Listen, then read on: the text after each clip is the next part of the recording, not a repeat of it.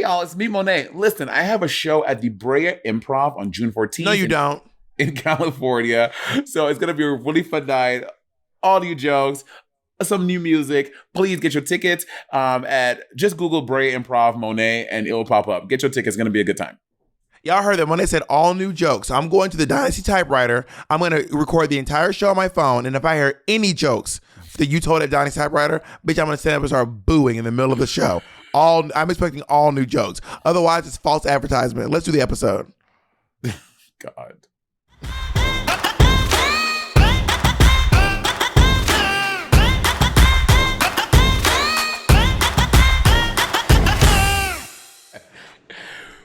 Y'all just missed. Bob tried to do some shady shit. Bob started, but the thing didn't start recording. He's like, Monet, why are you wearing the same clothes? And he realized it wasn't recording. So you was almost caught on candid camera. Why you wearing the same shirt as last time? Damn, nigga, you don't shower? I used to love Candid Camera. They should bring it back. Candid Camera was such a fun Smile. You're on Candid Camera. I used to also love America's Funniest Home Videos too. That was my show. R.I.P. Bob Saget. I know. And also Sabrina the Teenage Witch. What were your shows you used to watch as a kid? Family, I'm Full House. Full House was my favorite show as a child. Full House was my fucking jam. Mm-hmm. Stefan Arkell was my first crush. No, my first crush was Chrissy Yamaguchi. After that, it was Stefan Arkell. Stefan Arkell, who was that? So Steve Urkel had this potion that he would drink. What people don't know, Steve Urkel had this potion that he would drink that he was no longer a nerd, and he became very cool. And he went from Steve Urkel to Stefan Arkell. I didn't know he had a last name.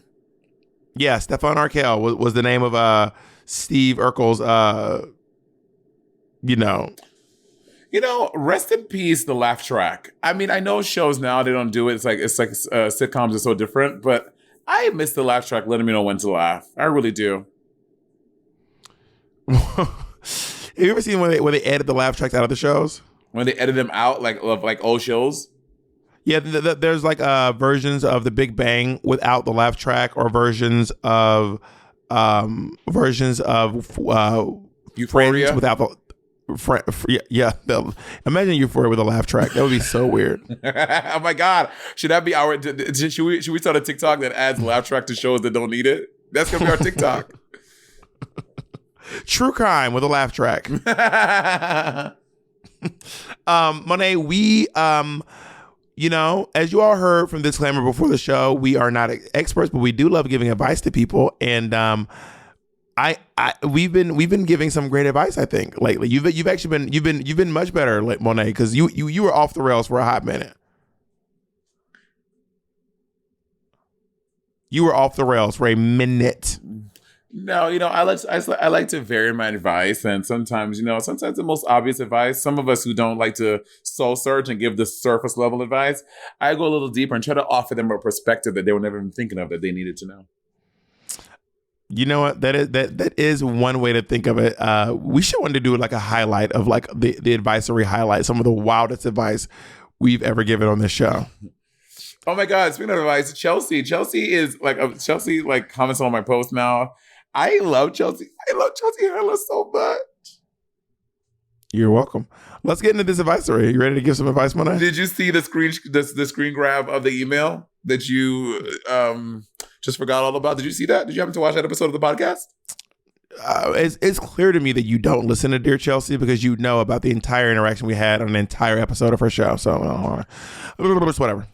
Anyway, continue. Let's go to our first question. Run that first question, Jacob. Hey, Bob and Monét. My name is Xavier. I am 30 years old and I live in Phoenix, Arizona. I have a podcast coming out in about a couple weeks. Competition. So I've been promoting it on Instagram, getting the word out, and I'm really happy with the reaction so far. However, there's about more than a handful of people who are openly inviting themselves to be guests on the podcast. And while I appreciate their offer, some of these people I haven't spoken to in 10 plus years. They could fucking sound like Dora the Explorer for all I know. Other people, I just don't know if the vibe is going to be there on a recorded fucking line. So, I mean, I'm responsible to make sure that this podcast is fun. This podcast has a cool vibe. how do I let these poo-poo platter of people know that while I appreciate your offer, I will reach out if I need any guests in a nice way. Because, I mean, it's just, I just don't feel like this is going to get better. I feel like this problem is going to grow and people are going to aggressively invite themselves onto this shit. Anyways, I need your help. Sincerely, Podcasting Couch. Mo? The beauty of you starting your podcast is that you are now I'm assuming you're the producer, director, you're the talent wrangler, you are the host, you wear all those hats. So you get to make the decisions for your podcast. And I think you said it perfectly right here. You're like, hey, thank you for wanting to do the podcast. We're just starting. I'm still figuring out my flow. And when I'm ready to have guests, I'll hit you up. Or you can say, if I want to have guests, I'll hit you up, and leave it open-ended that way, because you also don't know how you're doing a podcast. Like, you're just starting out. So yes, you may have an idea of what your podcast is, but like Bob and I, we had an idea of what a podcast is, but it definitely changed and different things happened as we started to do it. And, we got our feet wet. So I wouldn't say to like close them off completely, so that then when you want a guest, so then later when you want a guest, they're like, oh, so now you want us. I would just say, hey, we're just starting out. It's so fun doing a podcast. I'm still figuring out my flow. And if you want guests in the future, I'll definitely hit you up. So do it like that. Xavier, I'm going to do you a favor. Clip this next chunk. So start recording in 3, 2, 1. Hey, thank you so much for your interest in being on the podcast. We're still figuring out what we're going to be doing on the podcast, and casting can be really, really tough. So we will be reaching out to you in the future about podcasting opportunities and being a guest on the show. But right now, I'm really inundated with a lot of requests. And we will be calling people on episodes that seem to fit their personalities better, or fit their talking styles better than just having people on randomly. So thank you so much. And of course, you have my number. I'll talk to you soon. Stop recording. All right, there you go. Use that. That should do. They're like, Bob, the drag queen producing this podcast? Yeah, Bob the drag queen is a producer on the podcast. All right, Jacob, let's hear the next one. Hi, Bob and... Ooh. Sorry. Hi, Bob and Monét. I am a 24-year-old cisgendered woman. Unfortunately, I'm straight, and I am currently living in Brooklyn. I'm from California, so I hope you're enjoying this place. But from what I see from you guys, and like just like viewing as a fan, I don't know y'all personally, but y'all seem to have like a very strong friendship that can handle fights, the tests of time and whatnot. And I have some of those friendships. I actually have like 5 or 6 of those, but all of those friendships exist on the West Coast. And I tend to like a smaller group, but like I am in my early to mid 20s, and like I like to do fun stuff, and I'm trying to learn how to maintain lighthearted friendships, because even though I love my friends back home on the West Coast, and for the longest time I felt like I didn't need any more friends, I want stuff to do with people in New York, like the most happening city of all time. But everyone annoys the shit out of me. I'm sorry. And like, so my question is, how did you guys navigate New York, especially as drag queens who come across giant personalities that you're obviously not going to love every single thing about them? How did you maintain friendships while also respecting yourself, but also not treating everything like a huge committed relationship? Does that make sense? If it does, thank you so much. I've been a patron since y'all have been calling us Patreons. XOXO, I hate everyone. Work. Roberta? Did you go first last time? Why can I never remember who went first or who went last? Monét, this person is it's interesting because like whenever someone makes blanket statements, like, I mean, there are so many people in New York City. There's no way all of them are annoying you. That's just not possible. There's probably some really great people that you could have some great connections with. The issue is New York City is a numbers game. Whether you're dating, whether you're looking for friends, whether you're working, whether you're looking for even a fucking a trainer at the gym, it is a numbers game. You have to go through a lot of people. A numbers game? Yeah. I mean, it's there's so many of them that you're gonna have to go through a lot more to get to the good ones or the ones that are more compatible with you. And I don't think that you need to give each person this deep, committed amount of your time, and that you're best friends, and that you're good Judies, and you're gonna go to the movies together, and you're gonna hang out in silence and all that stuff. It don't have to be all that. It could literally just be you and people hanging out on little friend dates until you find out what worked. That's literally what me and Monét did. We went out on friend dates. We did stuff for each other. We hung out. We watched shows together. We went to drag shows together. We hung out at each other's houses. And I did that with a lot of people until I ran into Monét, and our friendship just happened to work out really well because of we just happen to be very compatible. And I also don't think that me and Monét were not out the gate being like, we're best friends. We just were like, and actually a big part of me and Monét's friendship, we talked about it before, was like my friend who was my best friend at the time had like some jealous feelings about Monét because Monét and I were hanging out a lot. And I remember Monét was like, if that bitch don't. Oh my God. Because I'm very lovable. A lot of people envy me and like how I'm able to like be friends with like a lot of people. So it's understandable, but we weren't like super committed. And then after a while, we were just like, oh wow, we're really, really good friends. Oh wow, we are hanging out all the time. Oh my God, we are when you're at the club with all the queens, and then you realize you keep leaving with the same one. You know, especially when Monét was living in Brooklyn and I was living uptown. Monét would give me a ride all the way uptown and then drive back. We were in Midtown. Monét would drive up to Washington Heights, not Washington Heights, Upper West Side, and then get back on the West Side Highway, drive back down to Brooklyn. And we started being like, wow, we're really going out of our way to hang out with each other. You know, one of us more than the other. Yeah, I was. In my defense, people who live in Manhattan we do not go out of our way to Brooklyn. That's just not a thing we do. And everyone from New York City knows people from Brooklyn go out of the way for people in Manhattan. And if you live in Manhattan, it's just almost never the other way around. Almost never. That is not true. It is. That's because you lived in Brooklyn. You never lived in Manhattan, so you don't have this experience. I live in Manhattan. Where? You lived in the Bronx, bitch. Where'd you live in Manhattan? Are you drunk? Oh, I forgot where you live. Like what? And when you were in Manhattan, you were visiting people in Brooklyn. Not your family, friends. I don't have any friends that lived in Brooklyn. Monét, that's not. You are from Brooklyn, not close and friends, you didn't have like Patty. No friends who lived in Brooklyn. But not close friends. You were in Manhattan, Patty, Mateo, all my close Pixie, like all my close friends were in. Also, you know this.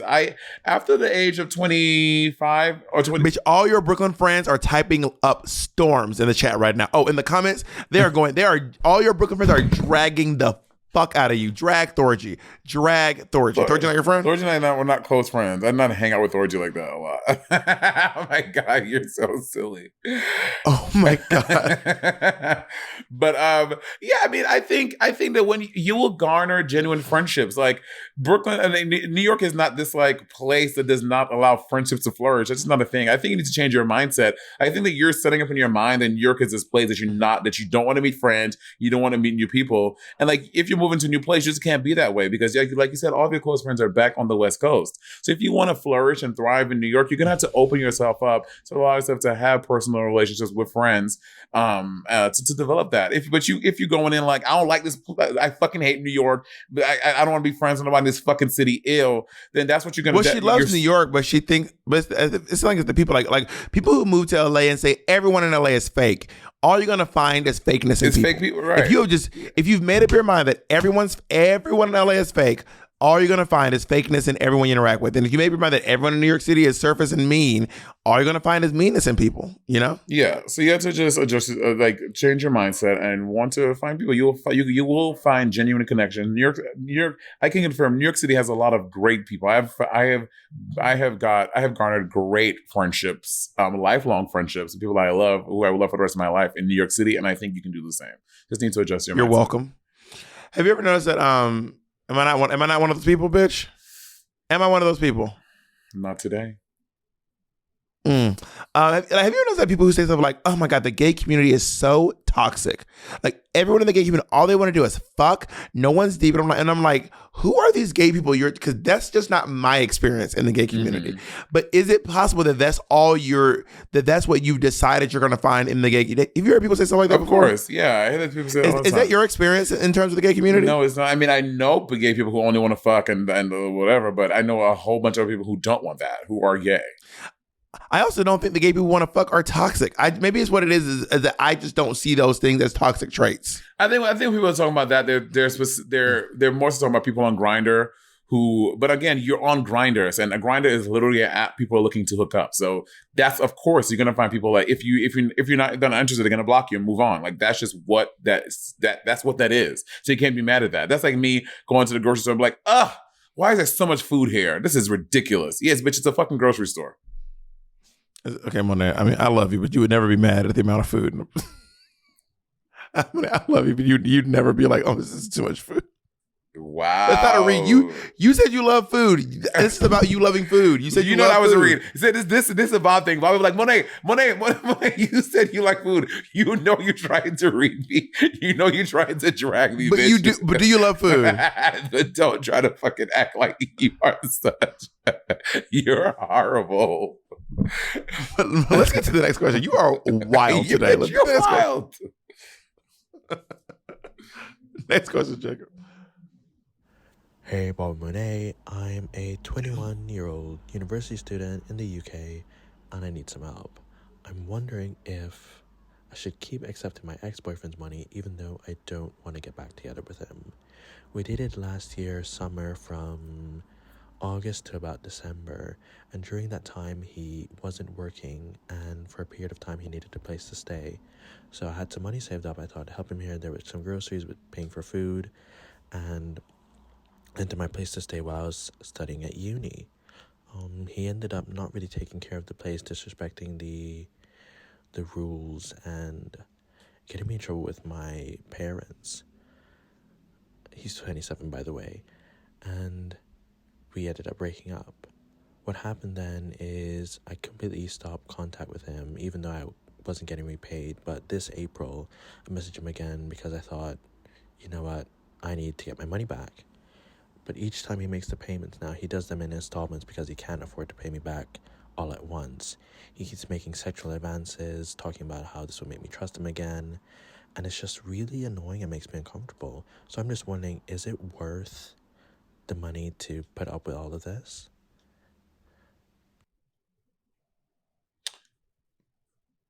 Let me tell you something, girl. When you give someone money, you have to give it with the expectation that you might not get it back. That has to be part of your that has to be in your mind when giving this money. And it sounds like you do not want to deal with this person anymore. This person sounds like they're annoying you, and it fucking. And I've had those interactions where like dealing with someone, you feel like it like sucks the life out of you. You hate doing it. So at this one, I would say, I mean, how much money are we talking? Like this person owe you like $20,000. Like, do you need this money, or is it like, I don't know, $500? Like, can you afford to live without this money? If you can afford to live without this money, must be nice. If you can afford to live without this money, I say cut your losses, because it's not worth the mental torment and the mental anguish of dealing with this person hitting on you sexually, making you feel uncomfortable. Like, if you can live without it, just cut it. But if you need it, bitch, pony up. Or set up a situation where the person can't do that. So if they have to give you money, like, why do you have to meet this person to get money, bitch? Send me, I mean, you're in the UK, so not Venmo, but bitch, PayPal me my shit or whatever. Like, there has to be another way that they can send you money. There's no Venmo in the UK? No, they don't do Venmo. Not Monet being like, is this something measly like $500? Is it literally like the amount of money I wipe my ass with? Is it like the kind of money that I use to pick up Colleen's cat shit? Or is it like a substantial amount of money? Like 3 million? Because if it's 3 million, then yeah. But if it's 1 million, like gross, grow up and fuck move that on. Shit, girl. The elite, the 1%. Listen, this is just advice to everyone listening. Never lend anyone an amount of money you can't live without. I'm going to say that again. Never lend anyone an amount of money. Let me amend that. Never lend anyone anything or any amount of money that you're not comfortable not getting back. Like if you lend, especially money, if you lend someone money, you have to be comfortable never seeing that money ever again in your life. Because there's a small chance that you might not get it back. If it is an amount of money that you feel like you absolutely need, then I would say listen, because you have to be stern, and you have to be completely like linear with this and be like, I really need this money back, and I really and I don't want to have these interactions. I don't want to date you. I don't want to have sex with you. I just want my money back. And if you cannot give me my money back without these sexual advances or these weird interactions, I'm going to have to seek legal action. And I'm trying to do this in a way that seems very amicable and not hostile.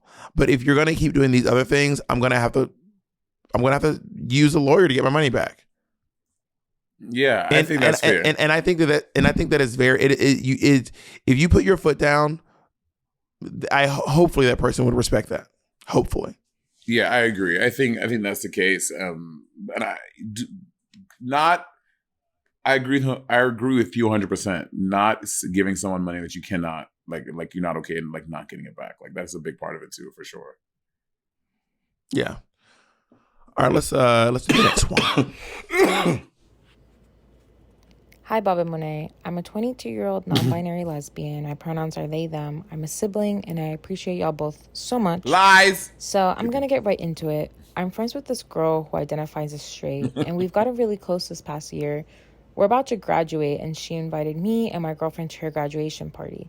I was initially really excited because, of course, I want to be there and celebrate with her, but she prefaced her invitation by warning me that a lot of her family will be there, but that they're also very ignorant people and have very homophobic views.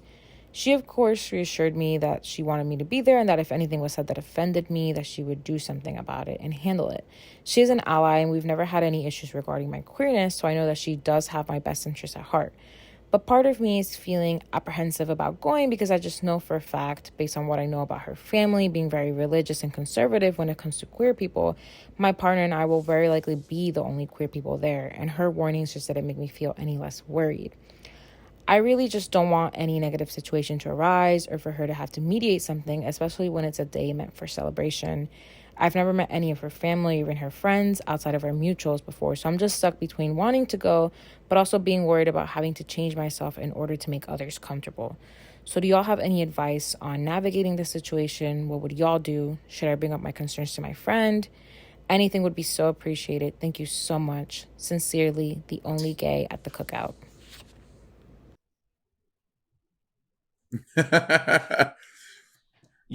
I feel like it's my turn to go first. What in the world? Go ahead. Is it really? Yeah, it really is. This is the fourth question. I went first. Third question. I am very, but you can absolutely go first. You can go first. We don't have to stick with this thing. You can go first if you want to go first. Go ahead. You're screaming at me. Go ahead. I'm starting to feel like shit, Kool-Aid.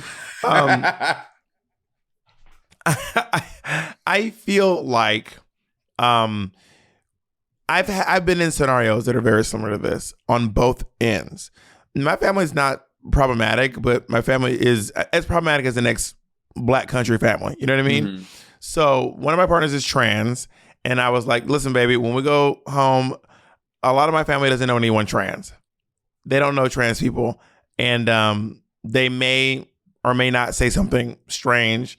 And I'm just forewarning you. And I think it is very thoughtful of the person to tell you that, to be like, just so you know, my family is not super up on, PC-ness, basically. It is very kind of her to put it to you that way. And I also think that if you are a person who feels most comfortable with they, them pronouns outside of queer liberal spaces, you're probably going to encounter a lot of people who use the wrong pronouns for you, like a lot.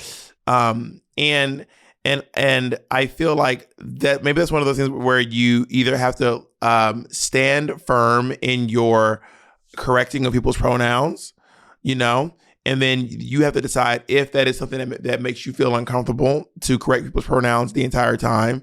And then obviously have a conversation about the pronouns, because someone go, I just don't get it. Or they'll go, I'm sorry, or they'll start overcorrecting other people for you.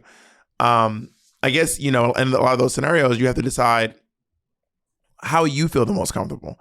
I don't think you should put yourself in a situation that would trigger you. If you think that being in this situation would trigger you and end up upsetting you in a way that doesn't feel good or that feels really bad, then don't go. Like it's not worth it to trigger yourself to celebrate your friends. I think you said graduation or whatever your friend is having. I don't think it's worth that. But if you feel like you can endure what unfortunately a lot of queer people have to endure in straight spaces to support your friend, then you know your threshold better than we do. I with that 100%. I'm at a point. I just had this conversation with a friend.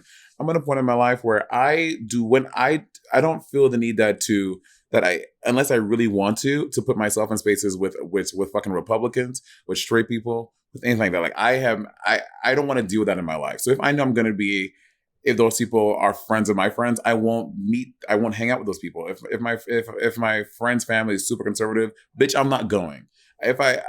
I'm at a time in my life, bitch, I'm 32 years old and I don't want to do it and I'm not fucking doing it. I don't care if everyone else is doing it. If I don't want to go, if it doesn't mean anything for me to go, bitch, I'm not coming. So just plan on me not being there.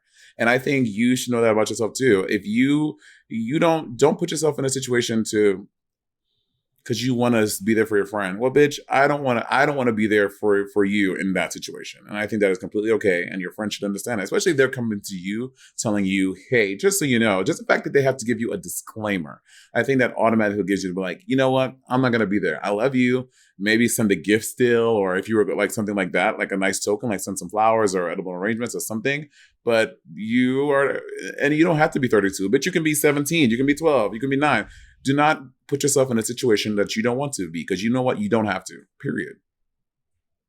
Yeah, I think we're all on the same page here. It's all about confidence when it's time for sex, am I right? Sometimes stress, anxiety, or a bad day can affect your performance and ruin the fun for everyone. BlueChew.com to the rescue. BlueChew is a unique online service that delivers the same active ingredients as Viagra and Cialis, but baby, it's chewable and it's at a fraction of the cost. BlueChew's tablets help people achieve harder, stronger erections and combat all forms of ED.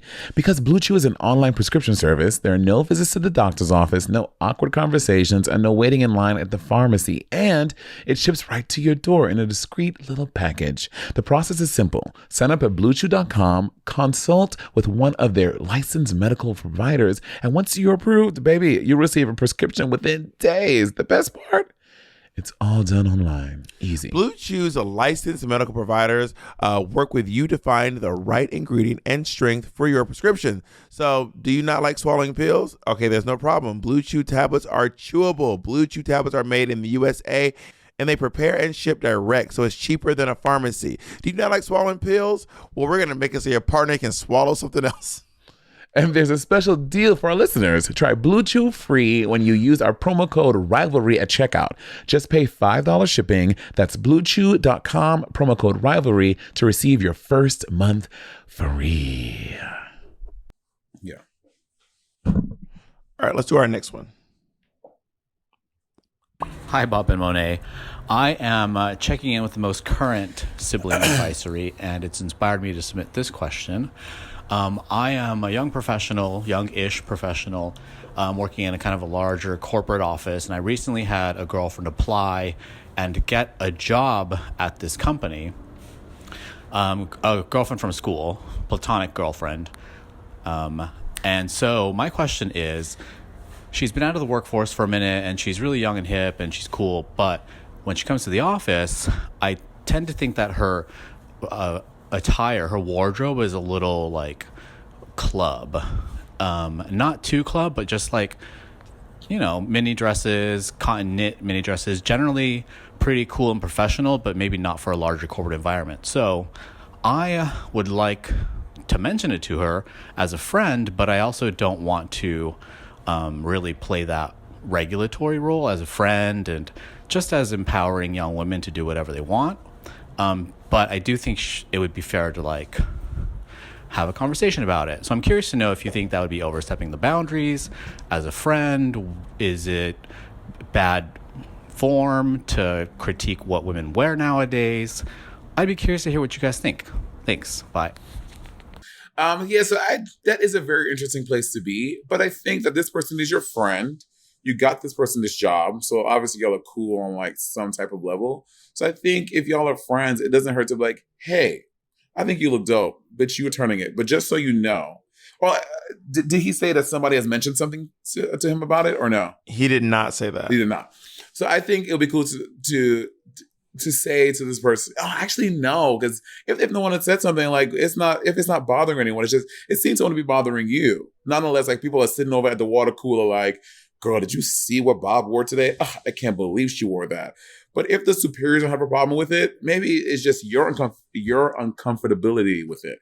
But if no one is saying anything to her, she's not violating any dress code, if she's wearing appropriate clothes to work that's not getting her reprimanded, then I think you should maybe adjust why you feel some type of way about it and why do you think that women should wear a certain type of thing. I mean, again, if she's wearing like, booty shorts and like that are rising up, like half her butt is out or, something like that, maybe that'd be a different thing. But, if it's just clothes that you feel are too club, but no one else has a problem with it, especially her superiors, I'm sure someone would have said something to her, then let it rock. Yeah, that's what I was about to say. If you're not her supervisor and you're just a colleague and you're linear, like across the aisle from her and you're not like above her, it's really not your position to comment on what she's wearing. It's really not your position to be like, your outfits are a little too clubby or too, inappropriate or skanky or slutty or anything. It just, I agree with Monét. It seems like it's bothering you more than anyone else. And if the higher ups have a problem with it, then they need to say something. It's really not on you to say anything about this. It just kind of doesn't seem like it's your business, quite frankly. Yeah, I think that we should let it rock. Because also we're in a time where maybe you may be a little more old school, but, like, bitch, I did a gig one time at Blue Apron. And a couple of corporate gigs I've done, in the past, 5 years. And the way that the corporate space operates is just different these days. Like, bitch, gone are the days of cubicles. We have realized that you can't police people's hair, especially people of color, black people's. You can't tell them to not wear dreadlocks. You can't tell them to not wear braids. And instead of people sitting in cubicles and stuff, a lot of the times in these big office areas, it's just like, bitch, there's a ball pit for you to chill in the ball pit, do your work. Like, the corporate space has changed a lot. And so the things of gone are the days of old where you have to come to work with a fucking pencil skirt down to your ankles and a habit basically to work. So I think that a lot of corporations and companies are adjusting dress code as well so that people, because I think they realize you say a habit. Yeah, which a habit. But I feel like corporations have realized that people work better when they feel better at work, and that's wearing clothes that they feel good in and adorning hairstyles that they do. So I think it made you might be a little old school, bro. Yeah, you mad old school, son. All right, hit it. Also, are you by the highway? Are you on the highway? Bitch, I am right, pretty much. Hi, Monet. Hi, Roberta. My name is Ricky. I'm a 26-year-old cisgendered gay male, Latinx, and I'm reaching out today because I'd love your opinion on something that I've been struggling with for a while. So for context, I'm a 6'1" broad guy, broad shoulders, the broad rib cage. I hate to admit it, but I kind of am similar in features to Alexis Michelle, just again for more context. And I feel like when I enter a room, I don't immediately project the bubbly and charismatic sort of energy that I naturally give off as a Leo, right? A lot of times I notice if I enter an Ulta or a Sephora, I'm immediately targeted as what the hell is this big ass guy doing here, right? I'm just shopping. And then on top of that, like, I don't immediately make friends because I have been told by my current friends that when they first met me, I gave off those like icy, uninviting, resting bitch face vibes. Like, I've been told I have that Miranda Priestley intimidation tactic or whatever. And I'm just like, this is totally the antithesis of who I am as a person. Like, I'm very charismatic. I love talking to people, but maybe I'm just not projecting or presenting myself in a way, maybe my demeanor is giving off that hostile vibe. So I was wondering if you had any suggestions on how I could identify that and kind of like target it and figure it out, or ways that I could just sort of like change that demeanor that I'm immediately casting when I enter a room. Any ideas you might have, I'd greatly appreciate it. I love you too, love the podcast, and I hope you guys have a really great day. Bye. You know, I am also tall and apparently intimidating looking, and I look mean when I walk in the rooms. But unlike you, that is truly who I am, though. Like, I'm not bubbly, and I'm not like, I don't want people to come up to me and talk to me. So I'm very much into the vibe of being like I would rather less people talk to me, because then I'm having fewer interactions, but they're more impactful than a bunch of surface interactions with people with me just smiling and stuff. Because I don't know if it is a size thing, because I know lots of people who are like really physically large, but who have really bubbly personalities because of how much they're smiling, because of the way they walk, because of them singing what they're wearing, you know, them talking to other people first. It seems like you want to have a lot of interactions with people. So I think that you have to start the interactions yourself.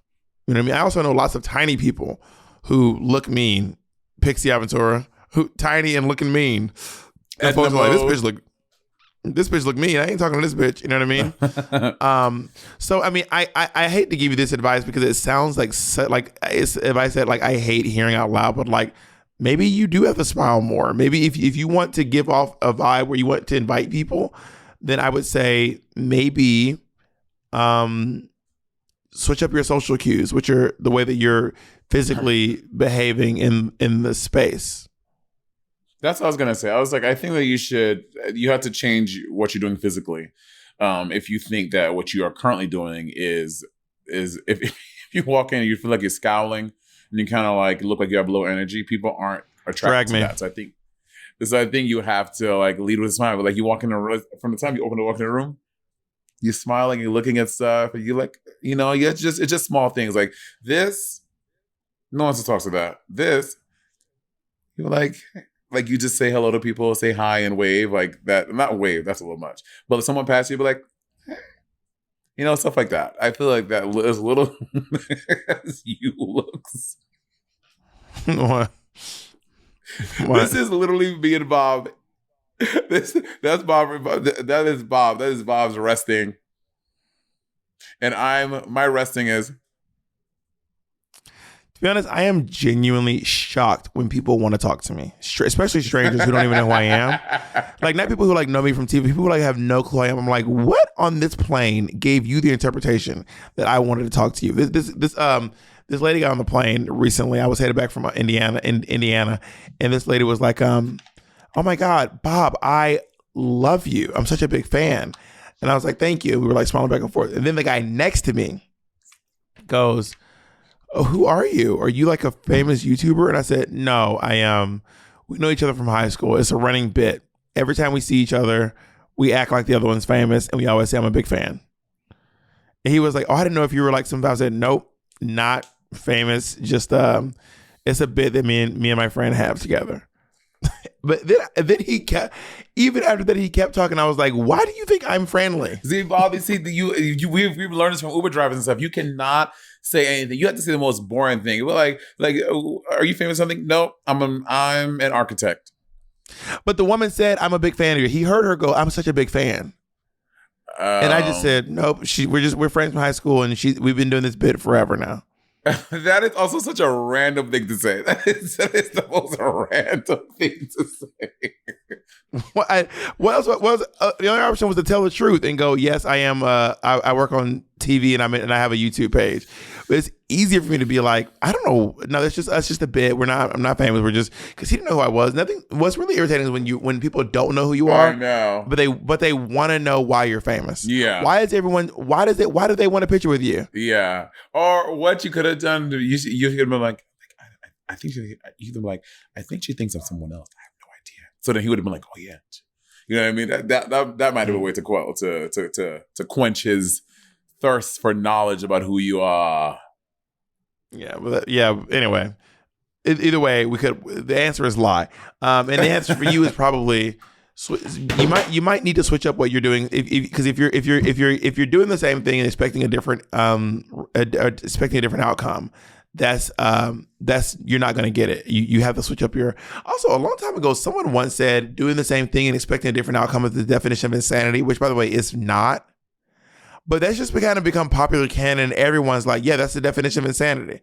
And I'm like, no, it's not. Well, it's not the definition of insanity. I think the phrase is a little hyperbolic, but it's saying if I keep on lifting my phone up and expecting it to be a calculator, it's just not bitch, go get a calculator. But I don't think that makes you insane.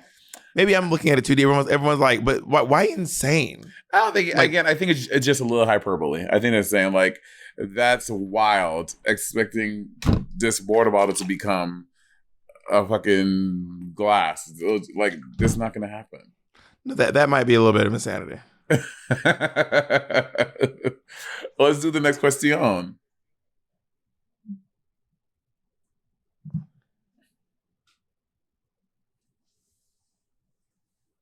It was Albert Einstein.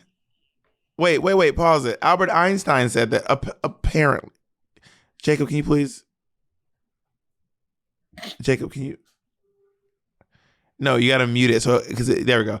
Apparently, I think Albert Einstein said insanity is doing the same thing over and over again and expecting different results. And he was smarter than you. I mean, in theory. Yeah, amazing theory, bitch. E equals MC squared, bitch. What does that even mean? Do you even know what that means? Bitch, do you know what it means? Yes, energy equals molecular cosmetology. Shut your ass up. Shut your ass up. Shut your ass up. It is energy though. The E is energy. I don't know what the MC is. I don't think it is. Energy equals mass times the speed of light squared. Okay, I knew it was energy. Jacob, play this next fucking clip. Hi, Monet and Bob. I am a 22-year-old non-binary identifying person who is about to graduate college in a week and move to New York City. Although I do have a few close friends from college that I am very happy to take with me into this next chapter of my life, I never really fit in with the vibe of my college and a majority of the people who go there. Many of the people I've met over these past 4 years have been uber rich or trust fund kids that don't really acknowledge their privilege, and that just drives me insane. Because of this, I have felt without a community for a few years now, and it's made me doubt my abilities to connect with people and feel pretty nervous for this next chapter. Whether it's New York City specific or not, do you have any tips for finding new community and getting over fears of connecting with others? Thank you so much. Sincerely, Naked and Afraid. Finding new community. I mean, I think we kind of addressed this a few times in the advisories, but I think you have to kind of what we talked about before. You can't do the same thing expected. Like if you only like look online, try going out to a physical place. If you only meet friends in school, try meeting friends online in different places. Online in the fucking metaverse, there's so many different segments of the internet where you can find like-minded individuals and people who have similar interests as yours. If you're a gamer, there are like people who meet weekly in game in terms of board games or video games. So I think that for any quadrant of folk you're trying to find, there is a subsection for you on the international internet some way to find people. And maybe it won't be physical people. Maybe it's not physical people. Maybe you might find people like that you were interested in that it may just be a digital thing. And y'all meet and y'all play Jackbox TV every week or something like that. So I think there's a way to find people online, but if you want to meet people physically, you have to go out there and get them. Kind of like if you're dating, you want to find a boyfriend or girlfriend or a person, you have to go and go out to a bar if you're trying to do it, or do it online. So I think you have to decide if you want a physical friendships with people or you want to do something digitally, and you can find your tribe. Yeah, I think that maybe there's something to instead of just assuming that you don't have much in common with any of the people around you, maybe find out what you do have in common with them. You know, I mean, even though there are inherent differences in people who grew up with a lot of money and without money, there's also a lot of things that we have in common with people that we don't even realize. So, like I said earlier, like if you are expecting to have nothing in common with them, then you'll probably not have a lot in common with them.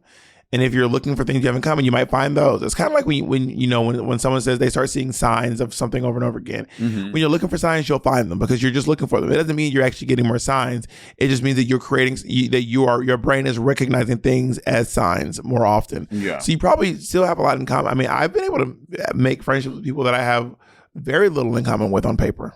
You know? Yeah. Look at this friendship. I have nothing in common with this bitch, but I made a friendship out of it. Yeah, I'm talented. I'm smart.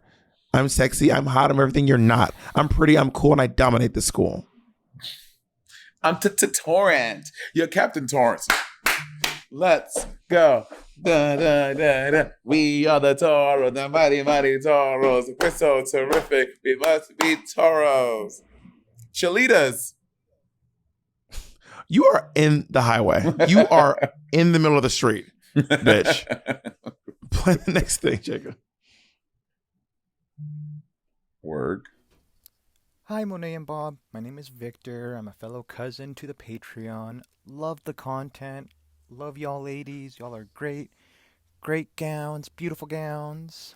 And I need your 2 cents on something personal for me. So I've just recently become aware, or not recently, but I've just started being more aware of like this sort of intolerance or discomfort against white people. I've seen that like being in large white predominant spaces makes me feel uncomfortable, whether it's because I think I can't relate to them for their growing up experience or personal experience, or it's like I always feel like questions that I'm always asked, like, oh, where are you from, or do you speak Spanish, or things that I know are innocent to their minds for me can sometimes seem like passive aggressive, whether it's just my internalized issues or whatever. But I've just become aware of that, and I don't want to necessarily gear my emotions towards negativity towards any kind of person. So I would like to know, what kind of advice would you give to people like me who just tend to experience this and just don't want to spread hate but spread love? I know that, so one, I identify as a Latinx gay man. I'm sure there are plenty of people of other identities and origins that have very similar experience to me, but I feel like it would be great to know what y'all think about this. Thank you. You want to talk about microaggressions? Let's talk about microaggressions. Bitch, let me say something. A lot of people call, I'm sure, not just me. I am constantly annoyed by whiteness. I am constantly irritated by whiteness. When I see a bunch of white people in, it makes me sometimes so angry. Like I just get, sometimes it's like a physical reaction. Like I'll just have to like walk away, or I just start like rocking. I 100%. Can you please take your phone and put it on? It's been zizzing all over. Is that your phone zizzing? Oh, is it? Oh. Every couple of seconds, it's a zizz. But yeah, I have definitely, and I still do get irritated by whiteness. I feel that. I just wanted to say that. I know it's your turn to start, but yes, fucking whiteness is very annoying. Is it my turn to start? I famously said in a tweet or on the podcast, whenever I see a picture of a bunch of white folks laughing in a picture, I'm like, what y'all niggas laughing at? That shit, what y'all niggas laughing at? Why y'all laughing? Yeah. I know y'all laughing about some shit you ain't supposed to be laughing about. Right. But on the other hand, I will say experiencing microaggressions is very real, and it's okay. You don't have to sit with that discomfort by yourself. Part of my thing is like, if I have to be uncomfortable, you have to be uncomfortable too. Mm-hmm. Especially if you are part of the source of my discomfort. We gonna both be some uncomfortable motherfuckers on this day. We gonna talk about whatever I'm experiencing that has me reacting in an uncomfortable way. Now, and I'm also not one of the folks who's like, in the world, like, we all have to spread nothing but positivity. I also don't believe that everything in the world has to be about love. Some things can be about education. Some things can be about respect. Some things, and I guess everyone's like, that's just a version of love. Okay, sure, pop off.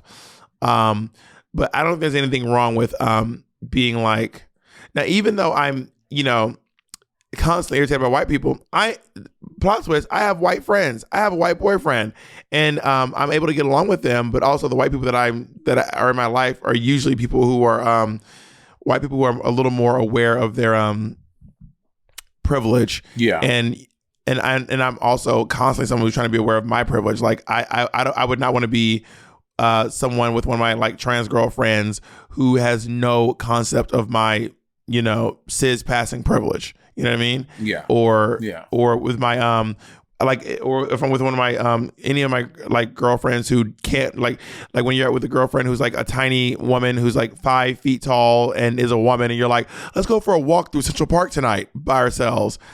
I'm like, let me try to acknowledge my privilege. And it is very hard to be around people who are not interested in acknowledging that. That is very upsetting. But I'm the queen of call it out personally. Yeah, I mean, and if you're trying to find a way where you can find a happy equilibrium with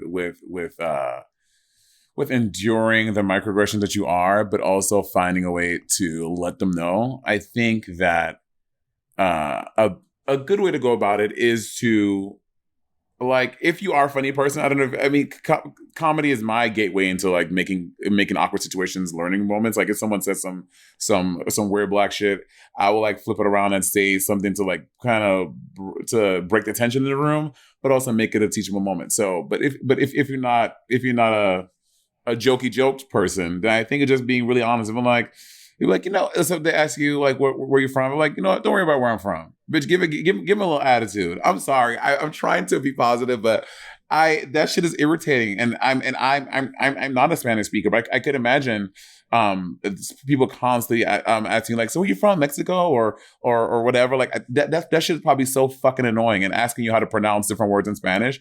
I can imagine how fucking irritating that is. I'm like, bitch, I'm like, don't ask me. But I also turn it back too. I'm like, and where are you from? Italy? Where are you from? Scottish? Where are you from? Yeah. Norway? And how, is it pronounced haggis? What is it called? The Scottish people eat haggis? That's so interesting. Right.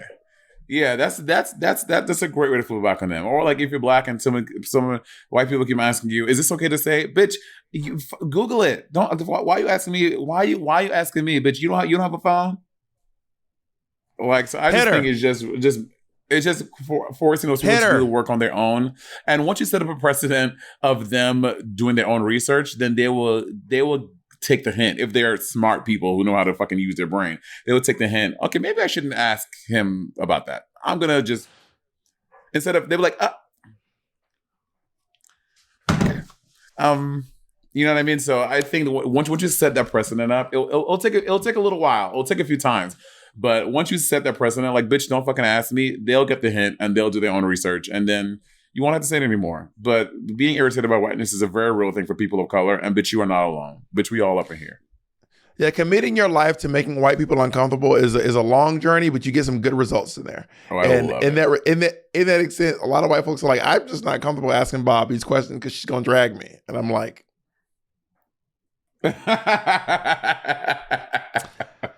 well, I've had fun giving advice with you today. I've had a time with you. Do you want to say anything before we go? If you are in California, I'm doing a show at the Brea Improv on June 14th. Make sure you get your tickets to come see me. All right, bye everybody. Bye.